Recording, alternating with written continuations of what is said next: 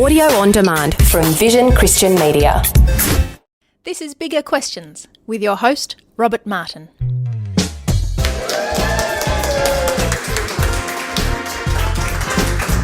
Welcome to Bigger Questions, recorded live in the city of Melbourne. Today's big question: will robots take my job?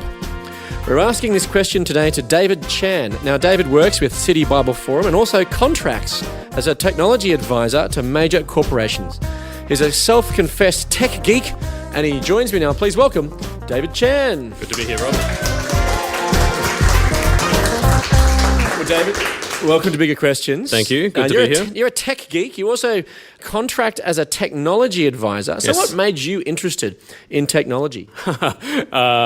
So I think it's in my blood, but I think there's if I trace it back, I think what actually happened was I was into a whole bunch of extracurricular activities which didn't involve computers, and then my parents, when I was a little kid, brought home a computer one day, and I think that was the end of me. So what actually happened was I started using it, and I managed to actually just delete everything from the hard drive while my parents were out, and then I had to desperately try to build it back up again before my parents got home so that they wouldn't notice. And I managed to do that, but I think from that I caught the bug, and then that was game over. What is it about technology that interests you?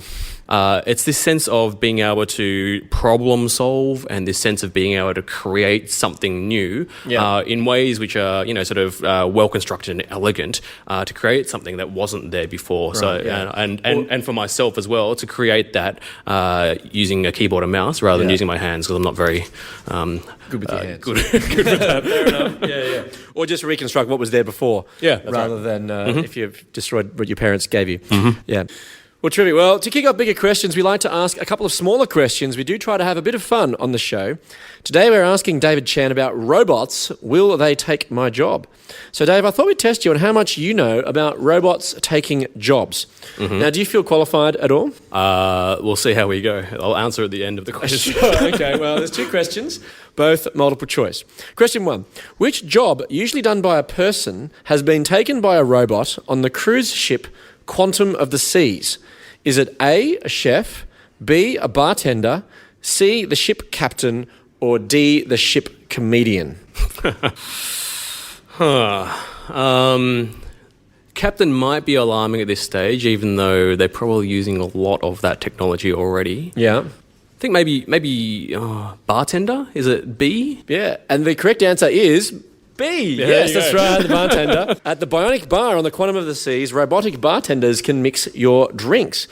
Now, although, what do you think about the idea of robotic comedians? Do you think that they would work well? I have some robot jokes. Yeah, thanks. Yeah, so why was the robot angry? Because someone kept pushing his buttons.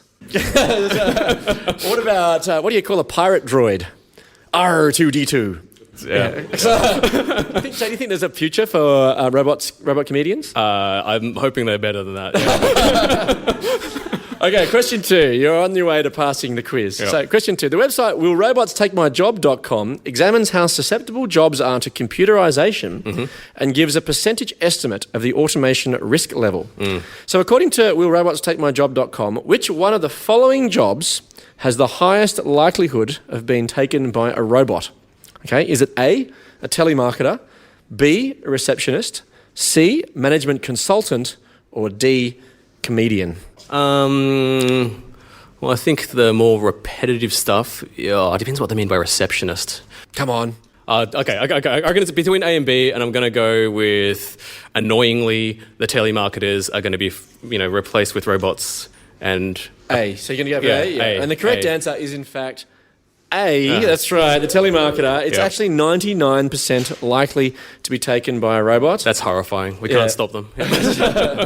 Receptionists, 96% likely. Management analysts or management consultants, 13% likely. And comedians and actors, actually 37% likely. Really? Perhaps there could be some more robot jokes. I've got some more, if you'd like. What did the man say to his dead robot? Rust in peace. Anyway, so Dave, your job is safe from robots for the time being because you got two of our two smaller questions right. A big round of applause for David. Thank you.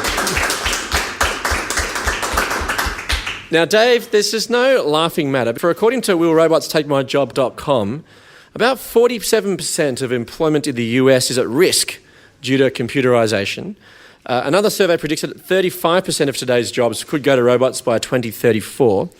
So, Dave, is it really true that robots will lead to large-scale job losses in the coming years? Yeah, so I think there's legitimate concern there. I don't think it's just the media playing it up. I mean, even working myself in technology and technology advice, that's definitely something that's always on, always on your mind. You're automating things to try to do things that you couldn't do in the past, but at the same time, in automating a lot of these functions, you're often, taking away from some of the things that a human used to be doing. Yeah, there is an argument that, you're freeing them up to do other things, but there is a net effect where I think people, what they were doing one day is replaced by automation and machines the other day. So you're pursuing efficiency in some sense, organisational efficiency? Yeah, definitely. Definitely there's a sense of efficiency, but also they want to do the next thing. So it's this balancing act where efficiency takes away, but then is it always freeing up for the next thing, for another set of jobs? So it's a tricky question, especially with technology these days where robots isn't just R2-D2, but is a bit more subtle. It's information technologies a lot of the time. What does that even look like and mean? So are there any particularly vulnerable job sectors? Yeah, so if we look at the automation side of things, I think it's anything where it's sort of more manually repeatable and repetitive and... Like telemarketers. Like telemarketers. Then there's areas for automation and efficiency there. Also for some areas which might be dangerous for human occupation, you send robots in to inspect the bombs now rather than sending people in. So there's that sort of thing as well. So they're sort of jobs that you want to be replaced. Yeah, exactly. Yeah. So but why is this happening then? So what particular developments in robotics and mechanisation is allowing this to happen? Yeah, so in one sense, we're feeling it now where it feels like it's the culmination point of a number of different vectors where you've got increasing processing power from computers over the past, that are doubling according to Moore's law every couple of years, cheap storage, a ubiquitous sort of global network in the internet, as well as sensors and everything. And I mean, we've all carry around smartphones these days, which are essentially the culmination of all of those things all at once, which we're almost in some ways are a natural extension of ourselves that we're attached to in everyday life. So I think it's a culmination of those things which are producing this, sort of fertile environment for major change through artificial intelligence and, automation. Right, yeah. So jobs are going to be lost, but people have predicted that the end of work many times. I mean, in the 1930s, John Maynard Keynes thought that the innovations would mean that most people spend their time on leisure activities. In the 1960s, US President Lyndon Johnson established a presidential commission to investigate fears that automation was permanently reducing the amount of work available. And in 1978, the historian Ian Turner predicted that by 1988, at least a quarter of the Australian workforce would be made redundant by technological change. So there still are plenty of jobs. So isn't this concern about the robot invasion unnecessary fear-mongering? So yes and no. Is it fear-mongering? I think if you were to look back at when those things were commissioned, would you say the 1978? 78. They thought that a quarter of the jobs were going to go in 10 years. Yeah, so what would be interesting would be to say, well, that quarter of jobs that they're looking at, do they actually still exist? And the answer will probably be, if not more of those jobs from 1978 don't exist anymore. But yet, at a macro level, there's new jobs which are created as a result of that. So I think in one sense, it is fear-mongering in terms of there are continuing to be, like from what we've seen so far historically, there's always a concern that there's jobs being wiped out. But a lot of the people who are involved in technology would also say it's creating new jobs and new markets, new economies. But I'd also caution there as well. So while that might be true at a macroeconomic level, macro being at the sort of over the top. Yeah, so overall number of jobs or workforce, that's, I guess, of little help for any given individual, any given person who, has this job to feed their families, who, where you may not be in a position to reskill, to take up these new jobs in the stage of life where you're at, and then that becomes a very difficult thing. So even though there's more jobs at a macro level, there's a dislocation that occur. And I think increasingly as well, outside of just a dislocation of changing the job force, there's also a growing sort of a digital divide, a sort of inequality of who has access to those I guess, more elite jobs where you're, free to exercise your mind and guide the technology and guide the work. Silicon Valley is an interesting case, right? Yeah. So if you look at Silicon Valley, those on, I think this was conducted in 2013, those on $100,000 a year saw an increase over the next few years in their wages, whereas those on less than $100,000 a year saw a decrease in their wages over a 5-year period. So this is growing inequality that accompanies this as well. So this is one of the fears then about losing our jobs to robots. I think so. Growing inequality. Any other fears?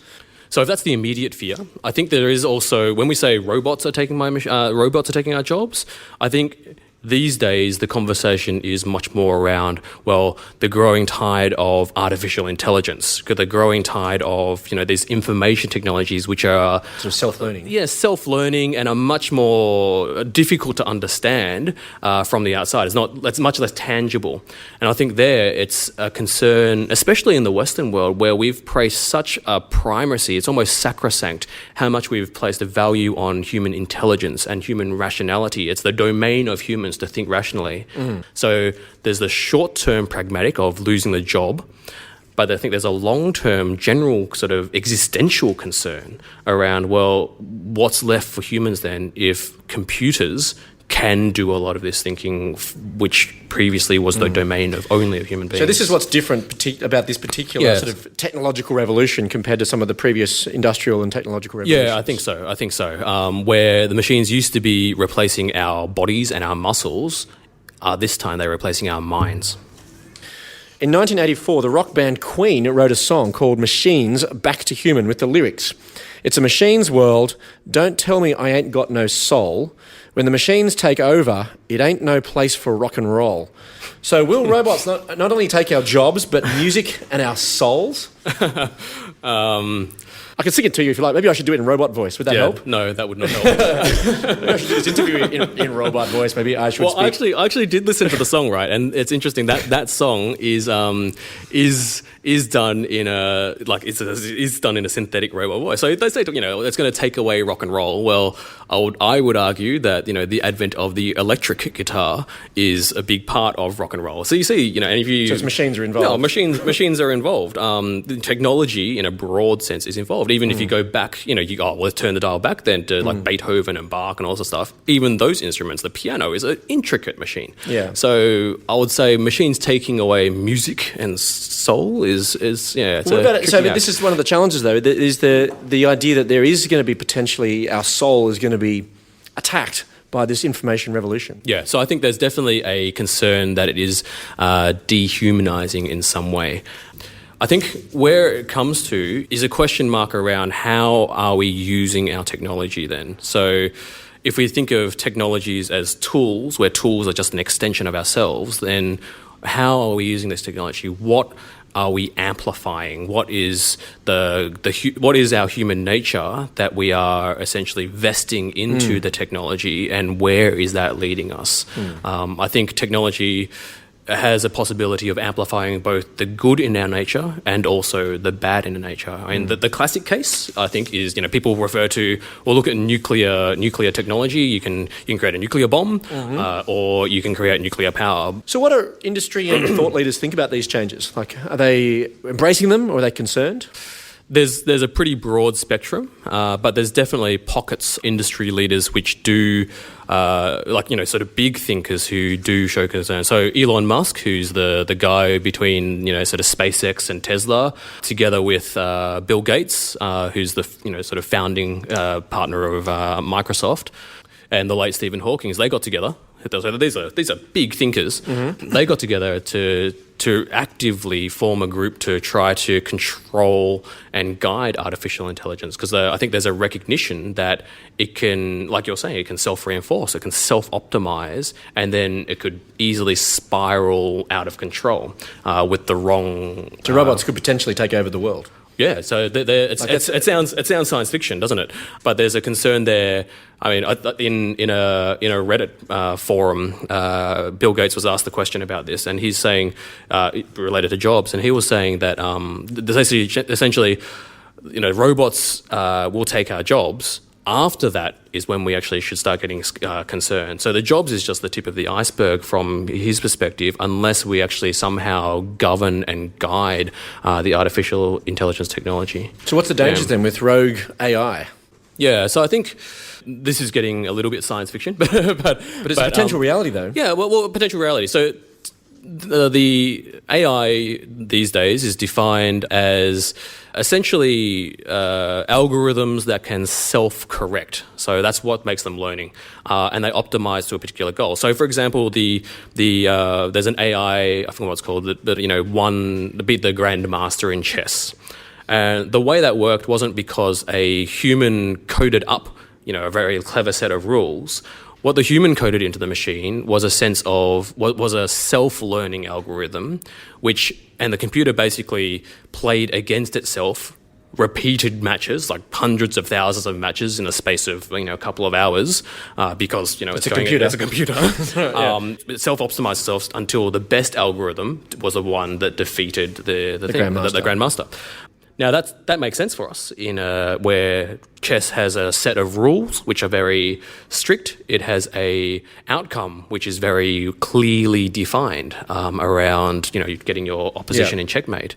But then, as we increasingly use technology much more in all of life, then what are those rules? What are the goals that we're sort of putting in? So an example is if we coded artificial intelligence to say, well, human happiness is the ultimate goal, then... What's happiness? Yeah, what's happiness? And is it okay if the machine essentially injects, puts everyone into a coma, injects dopamine into our brains, in a sci-fi world? Is that meeting the goal? Is that the most efficient way of meeting human happiness? So it comes to a point where there almost becomes sort of no moral compass, or you just can't really control where this AI could take the world. Yeah, and I think that's the more concern. It's not the pop culture version of a evil overlord malevolent machine. It's much more a rogue AI, which has been programmed wrong. So it's optimizing to the wrong thing, and we can't rein it back in. Well, then how do we prevent then a rogue AI?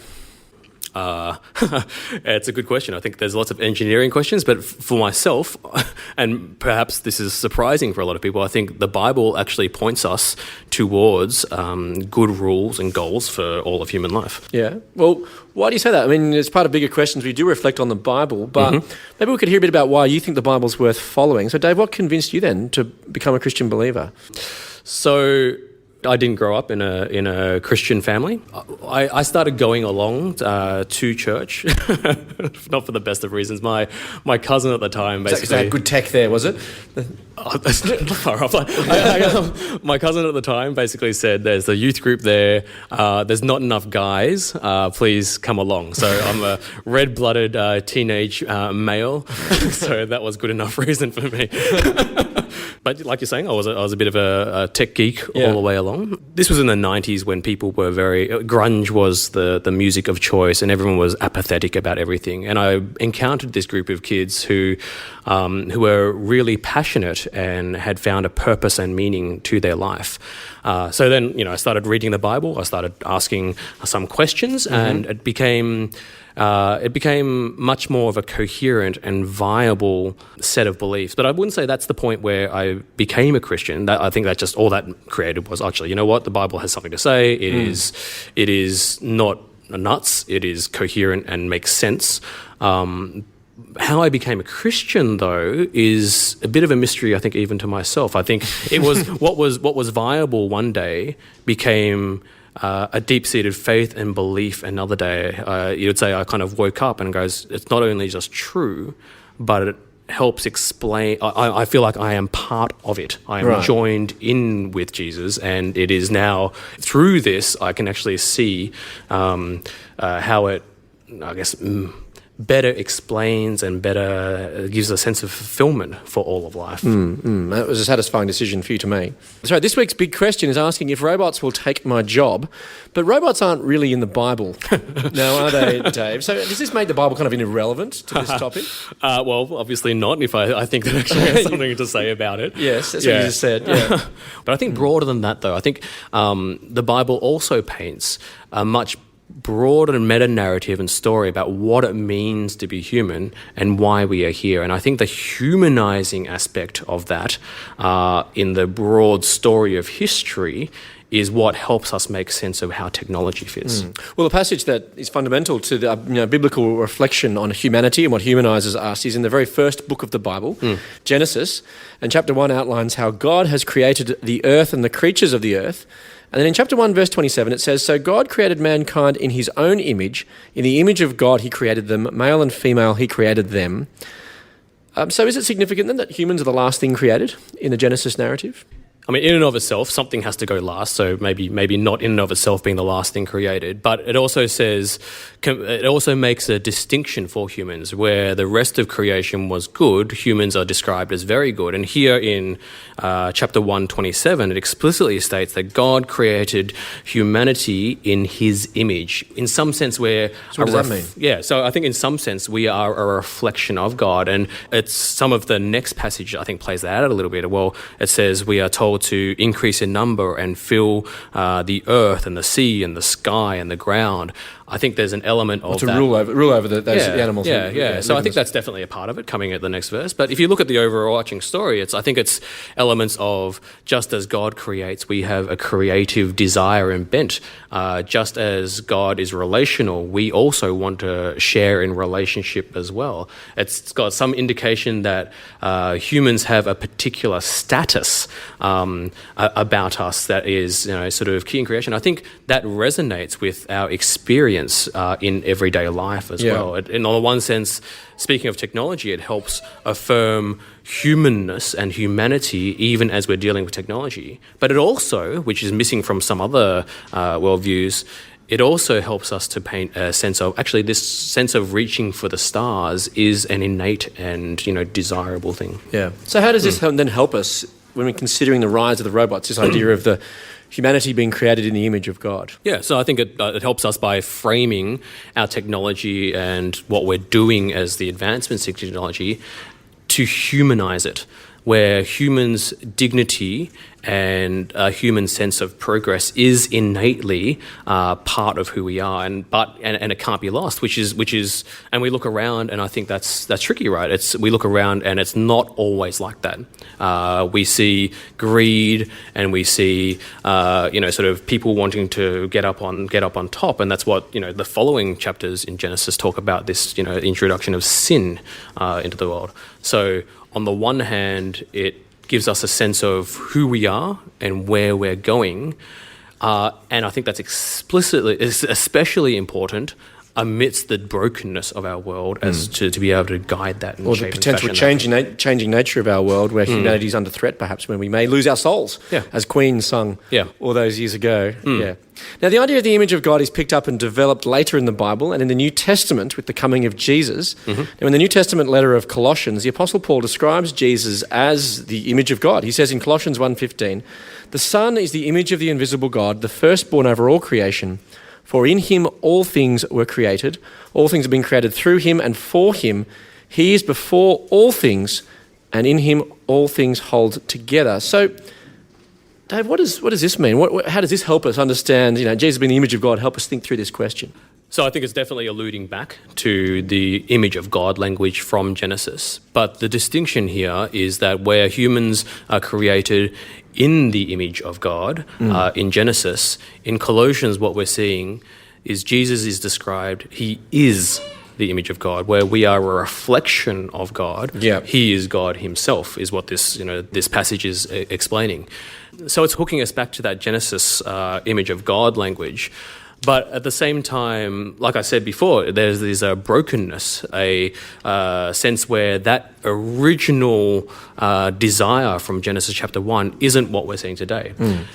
I think where this personally is helpful for myself then is that it's not just Jesus is God and it's some abstract philosophy, but like I was saying, even in my testimony before, there's this joining in with this perfect image of God, which, who restores and brings back our full humanity, brings back our true humanity. Like the following chapter uses that same language of being in him, but rather than just all of creation, it's actually referring to all of ourselves. We are made full, made complete in Christ. Well, that language is in Colossians 1:2, where he says, to God's holy people in Colossae, the faithful brothers and sisters in Christ. So that's that kind of that experience you have of feeling in Christ or being joined to this image of God.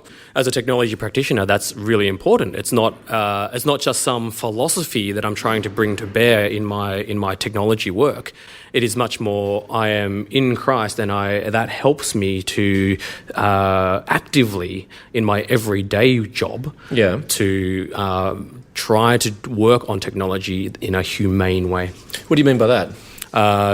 To at least think through, to not just go through and think through efficiency and see people only as numbers, but to really try to keep front and centre what it means to be human. How does Jesus being the image of God then help us deal with the immediate fear of losing my job? For example, telemarketers, receptionists, etc. How should they respond?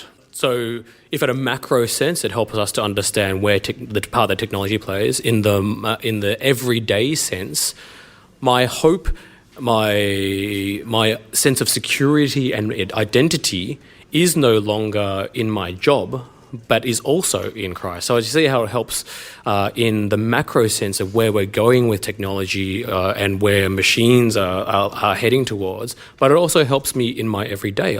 I personally don't have that much of a fear of losing my own job, and I'm well aware that sort of computer programmer is at sort of 30% or something like that as far as being replaced, and I think that's a real security and hope that I find my full identity and fullness even as a human. My ultimate hope and security is in Christ. So David, will robots take my job? So I think yes. They always have been taking jobs. They've been also making jobs. The deeper concern is what type of work and what type of jobs. Will it be ones which are humane and uphold human dignity or not? And then at the everyday sense, I think there is a deep hope and security that we can have in Christ even amidst the change and turmoil. Well, let me leave you with the Bible's answer to the big question, will robots take my job? From Colossians 1:15 and 17, which is speaking about Jesus. The Son is the image of the invisible God, the firstborn over all creation. He is before all things, and in him all things hold together. I look forward to you joining us next time for bigger questions. Please thank our guest today, David Chan.